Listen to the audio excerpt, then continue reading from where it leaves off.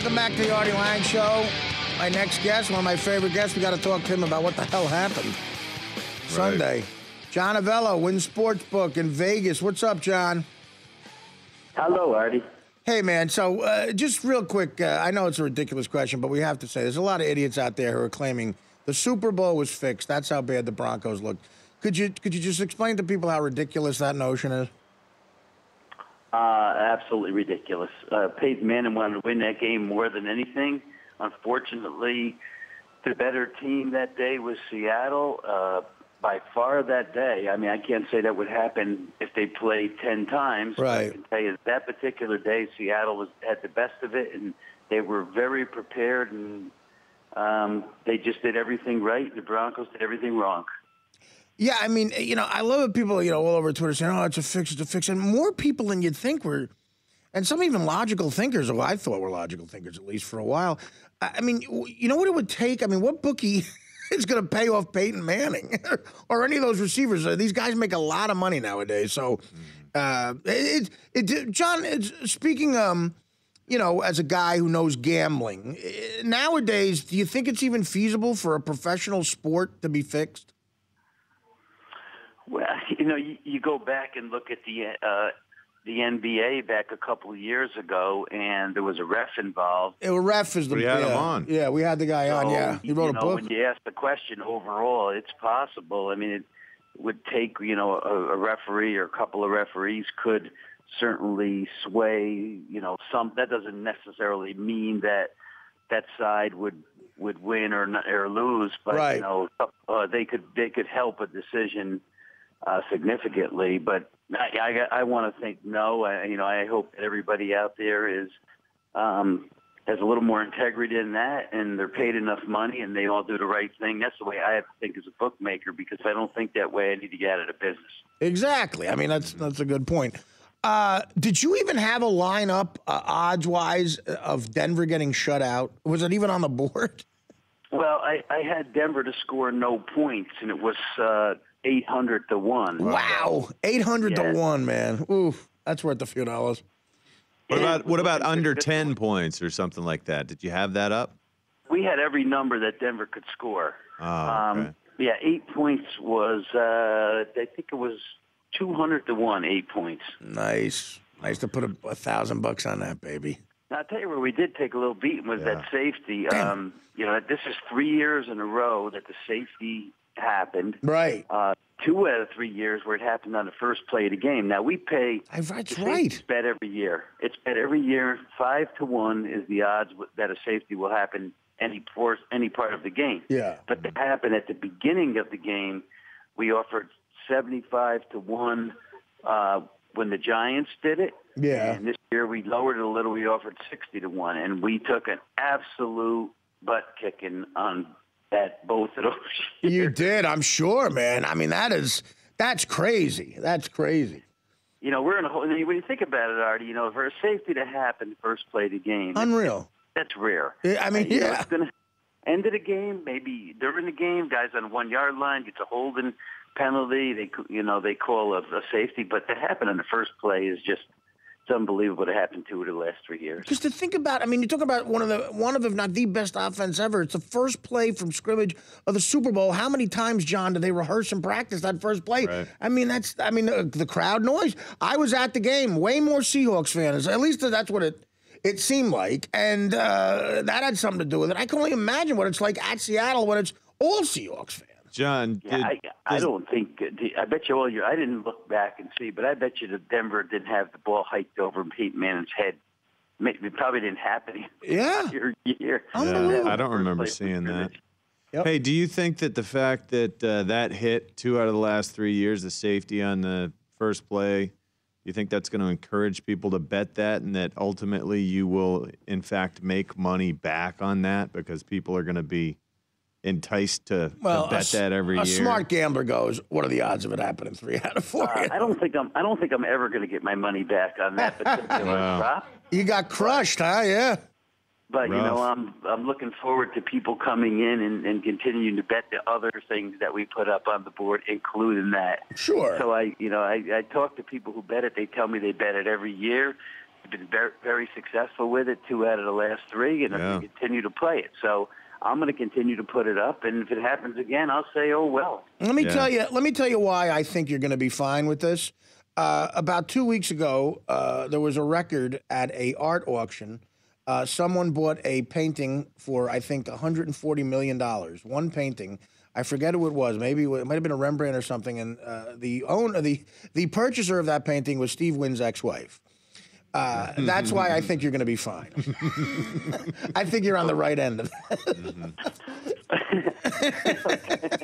I mean, the good I think you're in the right side of the business. But no, I mean, the good thing. Artie, that's a good point. Okay. Yeah. No, listen, I mean, but you do. It is great. The business you run is a good business. It's a fair business. It's fun. You offer entertainment, and you throw it up there, and you treat people nicely. It's a beautiful hotel, and gambling is a fun thing in moderation. But it's on Super Bowl. It's fun to just let it out a little bit. It's what people like to do, and the prop bets. How crazy have the prop bets jumped in the last even 5 years? You didn't hear that much about them. Like now you hear prop bets all the time. Well, you go back 20 years ago, we used to put up a total of 20, 25. Yeah. And so we used to put up some of the major stuff, but now we're putting up everything that could possibly happen in a game. And I have to tell you that on Sunday, everything that could happen in a game almost did. It did, yeah. The only thing that didn't happen were a couple of I don't think either team had a 4th down conversion, but they both had plenty of chances. Yep. It didn't go into overtime, and it didn't fall 3. But everything else that could have happened there in that game. Did you have odds up on whether or not the odds on a defensive player winning MVP? No, remember we can't do the MVP. That's voted on. Oh, that's right. That's right. Okay, interesting point. So we can't do it. Yeah. Anything that's voted on, the color of Gatorade, all that stuff. Yeah. The time of the national anthem, the Bruno Mars first song, and all that stuff. We cannot do any of that. Yeah. Well, we can only hope it was Bruno Mars' last song. John, do you have anything from this game to ask him about gambling? What does this do moving forward as far as odds for next year? Have you opened on those odds for teams winning it all? Yes, Seattle. What are they at? I've had that open for 3 weeks. Wow. Yeah. But did this change those odds at all? This result? The only 2 I flipped, I've taken some money on some other teams. Tampa Bay was 100-1. I took a little money on. I know that they were bet pretty good. Washington Redskins, I had 60, and they were bet a little bit.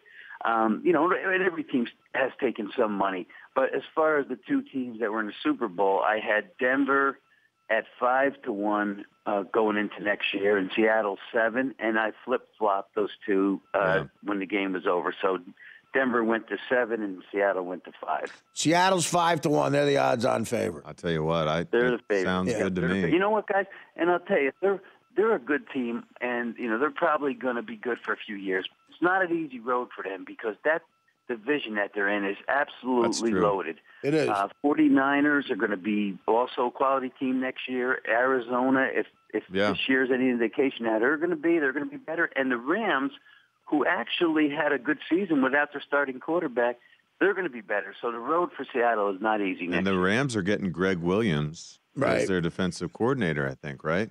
Isn't Greg Williams going back to St. Louis? That's something a real football insider would get excited about a coaching change, but it's a big deal. Well, he was the guy who was kind of masterminding the pay-for-play scheme in New Orleans. Right. Is it?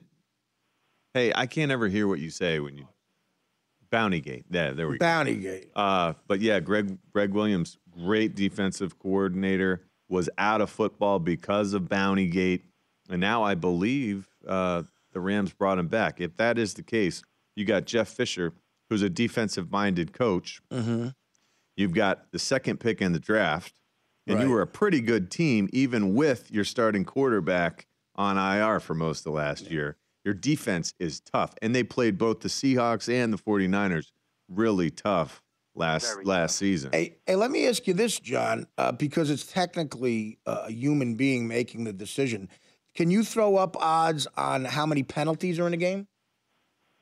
Yes. You can, yeah, even though it's a ref making the decision, it's still like played out, right? Yes, we could do that. Now, what we did is instead of doing the number of penalties, we had a couple of things to do with penalties. Who would get the first penalty?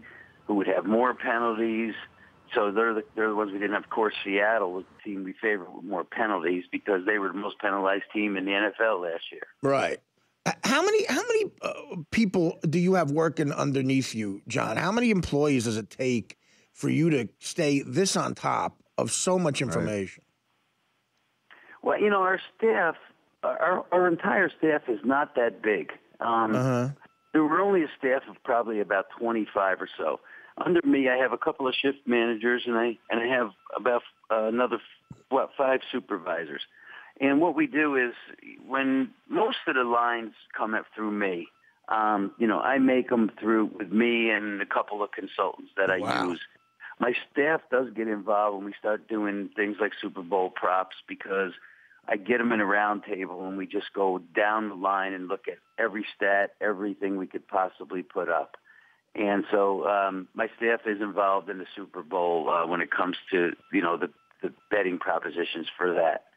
And we have a great time with it. And, it's fun because when you first put them up, your action comes from, I'd say, 99% of the sharps play them. Right. And they don't get played sharps? by the crowd until that weekend of the Super Bowl. So you get a mix of the sharps playing one side and the weekend crowd betting the other. I mean, the sharps are always going to lay it. There's going to be no safety.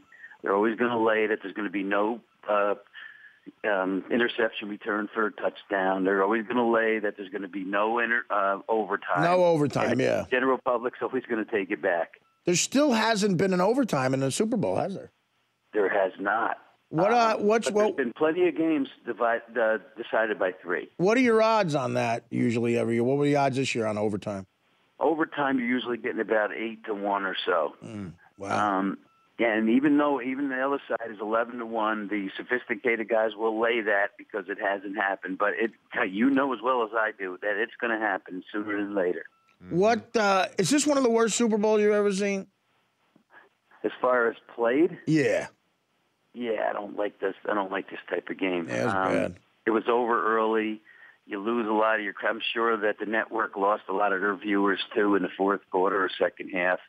As soon as that opening kickoff got taken back. The good thing for us from a betting side is the people stick around because they're in action on a lot of different proposition bets that they still have a chance. Exactly. Yeah, that keeps you there. Sure. We actually put up propositions for the second half. First time we've ever done it. We put up Peyton Manning passing yards second half. Oh, no kidding. Marshawn Lynch rushing yards second half. So we put up. We did something different this year that we've never done, and that's put a whole new array of proposition bets up for the second half, and they were so popular. So we'll probably do that again next year. Did you have more money, more action on Peyton blowing a lot of the prop bets or him beating them? I would say we had more on him doing the things that, he would do, the passing yards, 299. Okay. We had more on the over. Right. Attempts, we had 38.5 over, and he did go over in that. He had to go over in that because he had no choice but to throw the football. Yeah. And completions, they went over on that, and they won that. So, yeah, it was mostly – and if you're going to bet Denver side, which most people did, and you had to bet Peyton to deliver on those props. They kind of coincide with each other. Really weird game. Again, you make a good point about the ratings, unless you had some action down. I was at the game. I mean, you're at a game, only Super Bowl probably going to be played in the New York area.